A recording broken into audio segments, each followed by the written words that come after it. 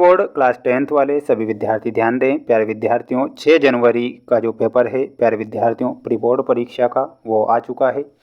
ऐसा प्रश्न पत्र बता रहा हूँ प्यारे विद्यार्थियों। पहले ही मैं आपको बता देता हूँ कि ये जो प्रश्न पत्र है ये मोस्ट क्वेश्चन पेपर है, जो कि हमारे द्वारा बनाया गया पेपर है। प्यारे विद्यार्थियों, तैयारी मैं आपको करवा रहा हूँ प्री बोर्ड परीक्षा के लिए, इसलिए सभी बच्चे तैयारी करेंगे।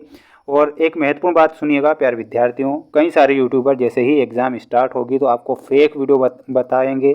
आप उन चक्कर में ना पड़ें, क्योंकि आप फेक वीडियो के चक्कर में सबसे कम नंबर लेकर आते हैं। लेकिन मैं जो प्रश्न पत्र बता रहा हूँ ये मोस्ट है, और 100% 4 सेट पेपर जो बताऊँगा वो आपकी परीक्षा में छप जाएंगे। तो आइए शुरुआत करते हैं हमारे प्रश्नों से। देखिएगा प्यारे विद्यार्थियों, पहला प्रश्न आपको दिया जाएगा आपकी परीक्षा में, इसलिए अच्छे से देखें और अच्छे से याद करें। सही विकल्प चुनकर लिखे में 100% ये मोस्ट प्रश्न हैं, सारे के सारे अच्छे से याद कर लो। श्रृंगार काल के नाम से भी जाना जाता है, तो प्यारे विद्यार्थियों इसमें आपको रीतिकाल बताना है। रीतिकाल को श्रृंगार काल के नाम से जाना जाता है, तो माय डियर फ्रेंड्स यहाँ पर आपको रीतिकाल करेक्ट करना है। जो बच्चे वाकई ही अपनी मेहनत के भरोसे ही जाएंगे तो वो चैनल को ज़रूर सब्सक्राइब करें, क्योंकि मेरे द्वारा आपको तैयारी करवाई जा रही है और वो प्रश्न बताए जा रहे हैं जो परीक्षा में आएंगे। उत्साह कविता में आह्वान किया है, तो उत्साह नामक कविता में बादलों का आह्वान किया है, तो यहाँ पर आप सभी बच्चों को बादल करेक्ट उत्तर लिखना है।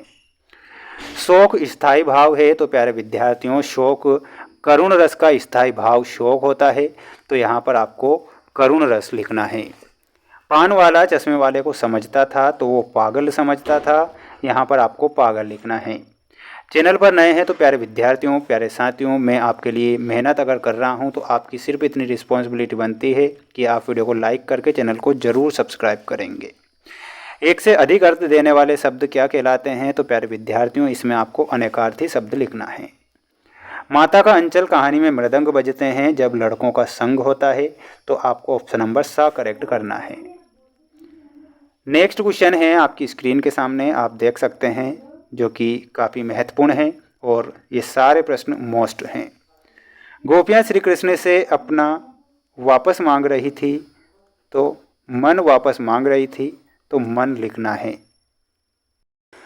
श्रृंगार करुण और शांत रसों में गुण पाया जाता है, तो प्यारे विद्यार्थियों इसमें माधुर्य गुण पाया जाता है, तो आपको माधुर्य लिखना है। ठीक है।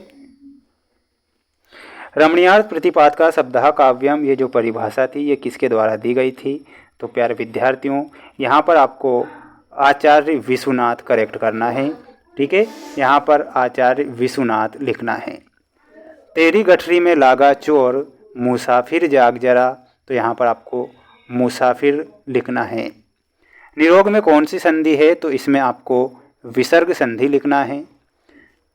मधु कांकरिया के ड्राइवर का क्या नाम था, तो इसमें आपको जितेन नार्गे लिखना है, तो जितेन नार्गे सही हो जाएगा।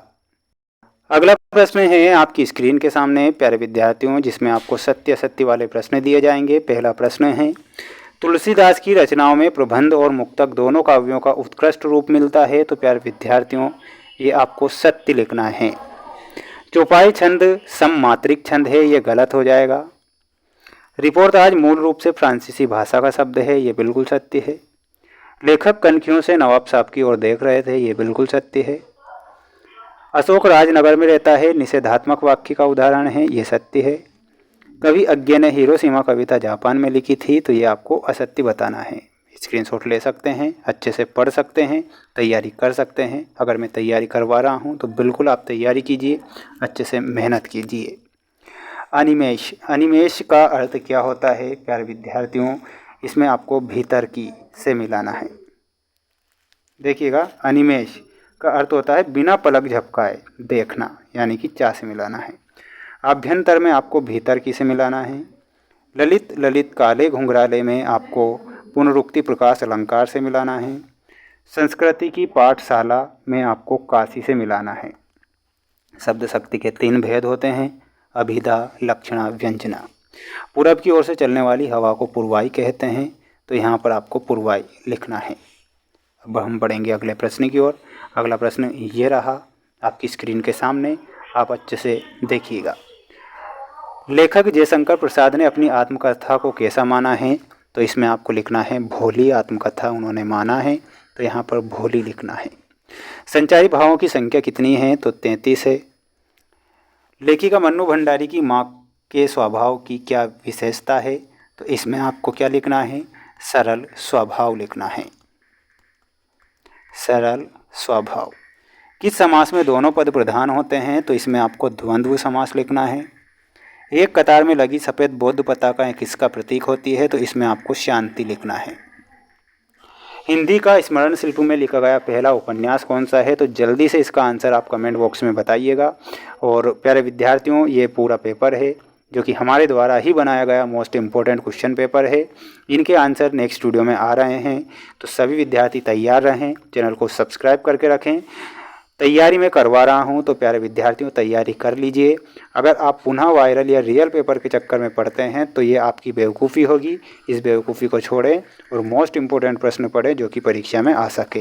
मिलते हैं नेक्स्ट वीडियो में। जय हिंद।